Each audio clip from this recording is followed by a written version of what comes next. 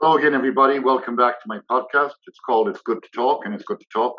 People know me because I produced this book a couple of years ago. Hello again, everybody. Welcome back to my podcast. It's called It's Good to Talk, and it's good to talk. People know me because I produced this book a couple of years ago. It's a whole story about Tony McGurn and my friends, born 1941. Story's up on about 2 years ago. It's also on audio, and it does have adult content, so not for young at heart. My sponsors are Liffey Van Lines, Liffey Moving Company, and I always have a special guest. And today my guest was on the podcast before. Michael Moran was on, and he is one of the top real estate brokers here in New York City. And as we say about New York City is the city that never sleeps. But if you snooze, you lose. So I have questions for Michael today as to what has happened, because things are happening. Michael, welcome back to It's Good to Talk. Well, great. Thank you very much for having me back. I really appreciate it. Yeah, and you're right. New York City is a place that does not sleep, and nor do real estate brokers. Okay, and like a lot of my listeners from the previous podcast, they were impressed with the knowledge you gave them and all that. So now we need little updates. What's happening in the market? What's going on out there? Well, New York City is kind of back to a seasonal market. From about 2018 or so, a lot of the rules were thrown out.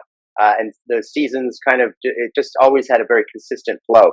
We're back to seasonal market. So we're in the end of July right now, and the market is a lot slower, but it is summer. So people are gone. They're out at their vacation homes, or they're traveling, especially now that travel is open and we're able to enjoy that. So we've seen a little bit of a slowdown. We're kind of back to the 2019 market with inventory at the same level as we were at 2019.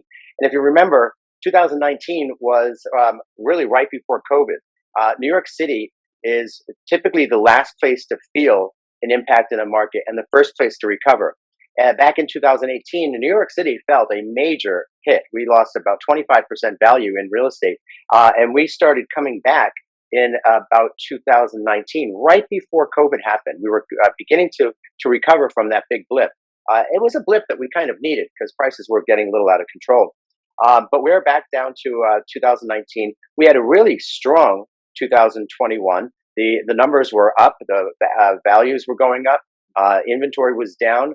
Activity was sky high. So we're now back down a little bit. We're leveled out a little, which is good. It's like let's say that it's walking on those moving sidewalks. All right, you're moving pretty quick. Now you jump off. We're still moving forward, but we're not moving forward as fast. I think that's the best way to explain it. Yeah, Forward is good. Yeah. Yeah. So, getting back to inventory, like everybody sees, there's lots of new buildings going up in New York City, lots of high rises going up, and yet there is a perceived shortage of apartments. Is that correct? There is. The inventory is definitely down, but it's up over it was a few years ago. Keep in mind, with new construction, the new development, you do see a lot of it. A lot of that stuff is pre-sold. So anything that was built prior to COVID, they're closing now, and they're beginning to be occupied. You'll see a lot on the Upper East Side, especially along 2nd and 3rd Avenue. Most of those are owner occupied now, or at least will be closing very soon. Now you're beginning to see a lot of new construction. There were talks that the market was taking a big hit a few years ago, and so a lot of those became rental buildings. And so they changed the layout and the design of the building a little bit to do more of a rental type apartment. That's stopped. They're now going back to condos, and you can see a lot of them being converted back to condo. So it's really very interesting to see the change in the mix of property. The change is always going to happen anyway, isn't it? Yeah, absolutely. Forward. But the other issue that has come up lately with lots of people I meet, I'm out and about, is that landlords are increasing rents. Oh boy! Way too high. Now, yeah.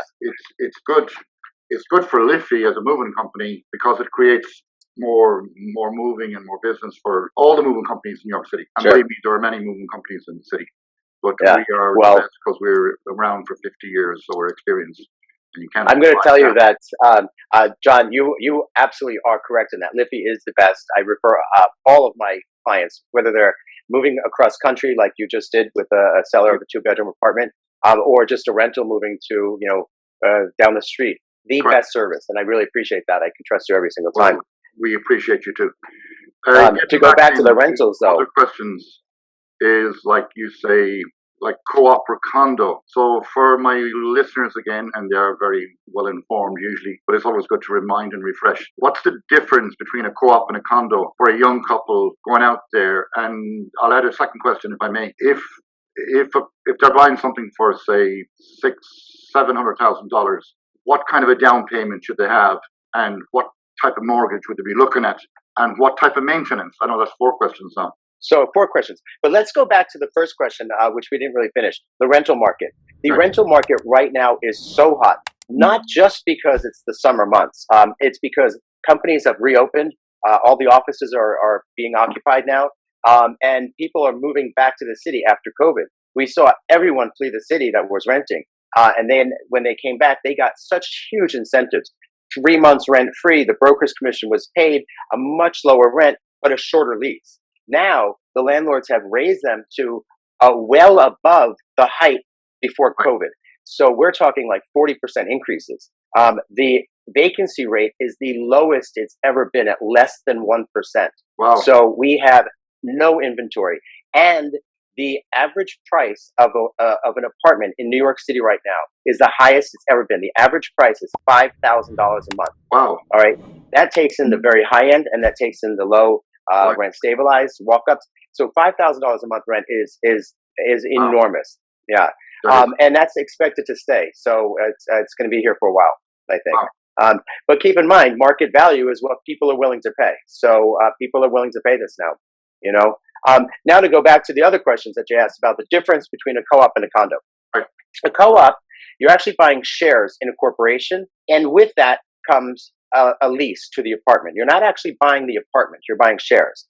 Each building has a certain amount of shares that are allocated depending on the floor, the view, the size, you have a terrace, the exposure.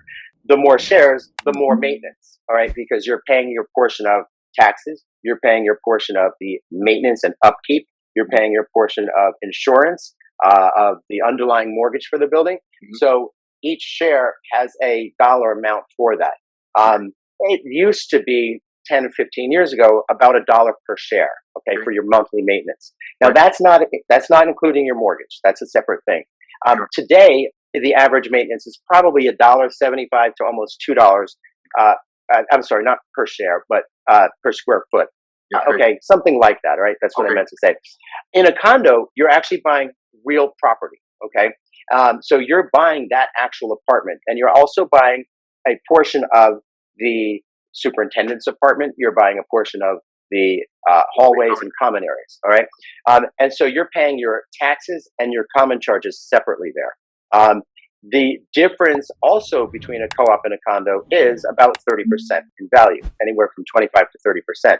Condos being much more expensive, they also have more lenient sublet policies, so you can buy as an investor. There is also a more lenient purchase application, although they still want to know who's buying. Right. It's not like the old days where you could just park money and they don't know who you are. So that there's a big difference there. Also, there's a difference in the down payment. I know you had brought that up. In a condo, you can go pretty much the lowest it could be is 10%, but their banks are probably looking for a little bit higher, or like 20%, depending on the neighborhood also. There are certain incentives in other neighborhoods. In a co-op, they're looking at a minimum of 20. And again, depending on the building and the neighborhood, some buildings want 25, some want 40, some want 50% down. And then there are the very exclusive buildings that want 100% cash. They do not allow any financing. Right. All right. So with that... Yeah, and so with that, I did sell a number of years ago on the Upper East Side, and it was only then I was kind of learning, I guess, and I was naive, but I wasn't naive when I bought, because when I sold it was a high price. But dealing with the Co-op board, this is the Co-op board. Co-op has a board of directors, and they're usually people that seem to be, I wouldn't say selected, but they're from within the building itself. And if they don't like the color of my t-shirt, or the color of my hair, or the color of my eyes, they can say, no, you do not qualify. I know that sounds a little bit racist, but it's very one interesting. Or two people say, oh, you know, blah, blah, blah, we know him, he's buying, he has 80% cash, we don't want him. Have you come across that, or I'm sure you're familiar with it? So of course, co-ops are very, very particular. All right, I joke about it. It's the oldest form of prejudice. Okay, however, they cannot reject you for the color of your skin, your sexual preference, your sexual orientation, your background, your ancestry. They can't do that. All right. The problem is they can reject you for any reason whatsoever, other than those, without giving you a reason. It's usually based on their financials, or it really could be anything, and they don't have to publish the requirements. So they don't have to say you have to make, uh, you know, uh, 10 times the purchase price, or they don't have to post the liquidity that you need, or your debt to income, but they can reject you for any reason other than those that we mentioned. All right. And they don't tell you. I've been doing this almost 30 years now, and I've had 4 board turndowns. 2 of them I was able to address what I thought might have been the concern, and then actually get it approved by the board. We recently had a board turned down over on Sutton Place, and I'll mention the address, 35 Sutton Place, and we'll talk about value later because it's a really great apartment. We had a board turned down, and we suspect it was because of financial concern. And we readdressed it, but it still did not go through. And again, they can say no just because they don't like the color of your shirt. Color of my shirt. Yeah. Okay, I just want to intrude a little bit. My guest today is Michael Moran. He is one of the top real estate brokers here in Manhattan, in New York City, the city that never sleeps, but never don't snooze or you lose. So great to have you back, Michael. A lot of my previous listeners requested you back, which is good to know because they want to learn more. It's good to talk. Now let's get to value and what's on the market now at the present time. We're coming into August and we're coming into the fall, I guess. And the other question people ask me to ask you is, how long does it take from the moment somebody decides, here, my deal, here's my cash, here's my money, here's the contract? I want to ask you about the legal fees. How much are legal fees? How much are broker's fees? And the question that someone wanted me to ask is it 1 month, 2 months, 3 months, 4 months? It's not like we're not buying a car. You pay cash and you drive away. Right. So the question that is, we'll get to the inventory and what prices are right now. We'll get to that in a little bit. But I will say that if you're buying a co-op, from the day that you find the apartment that you fall in love with and you have an accepted offer, right, it could take you a while to actually find that dream home. But of course, I'm really good at narrowing that down and saving you a lot of time. From when you actually sign the contract on a co-op, it's about 3 months minimum. Okay. For the actual closing to come. You have to get your financing in place. The appraisal has to be done. You have to get the commitment letter, and you have to fill out the board package. And a board package for a co-op is very challenging. They want to see 2 or 3 years tax returns, bank statements for 3 months on every account you have. They want an entire financial statement. They ask for a lot, and it is usually like that thick. All right, and it goes to the board members. They review it. They decide they want to meet with you. Usually, if you get an interview date, you're 90% approved. And then there's the actual interview, and they meet you. Sometimes they want to meet your dog as well. So if you have Fluffy, that might be a little rambunctious, a nice little sleeping pill would be a good idea. That's a joke, but I wouldn't joke too much about that. So that's the good point. Now, in a condo, it's a little different. Again, you're buying real property, so the transferring of the title is usually about a 2-month process. There's still an application. The banks are pretty quick nowadays, so it's about minimum of 2 months. All right. The fees for attorneys, they range. All right. I always suggest you get a New York City-based real estate attorney, and actually, you should interview one of the ones that we recommend. I will do that, yeah. Yeah, he's great.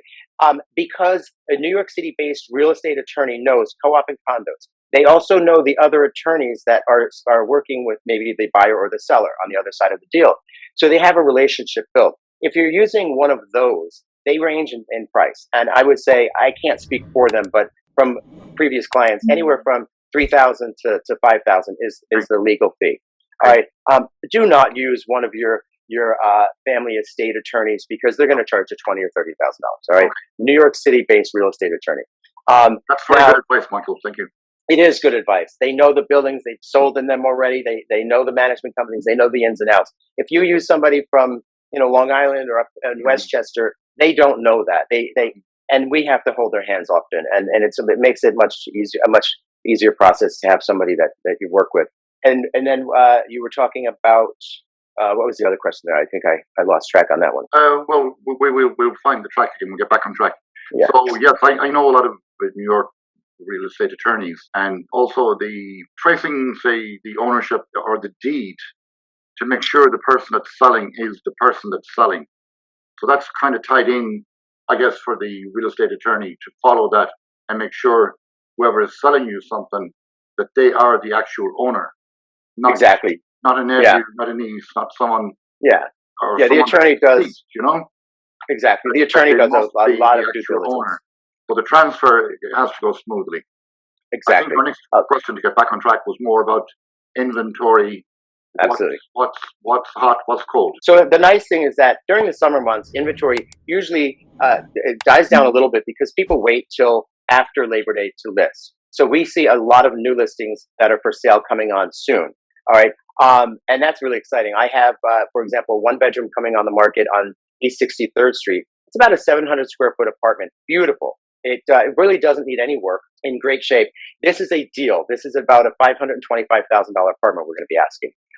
We have a gorgeous classic. Just go back to that one second, please. Yeah, sure. So you said is it a one bedroom or two bedroom? It's a one bedroom with a galley kitchen, but with cabinets and counters on both sides, granite countertops, beautiful wood floors, an absolutely beautiful apartment. So about 700 square feet, full-time doorman building, roof deck, garage, and bike storage. Really nice apartment. Okay. 62nd on the east side.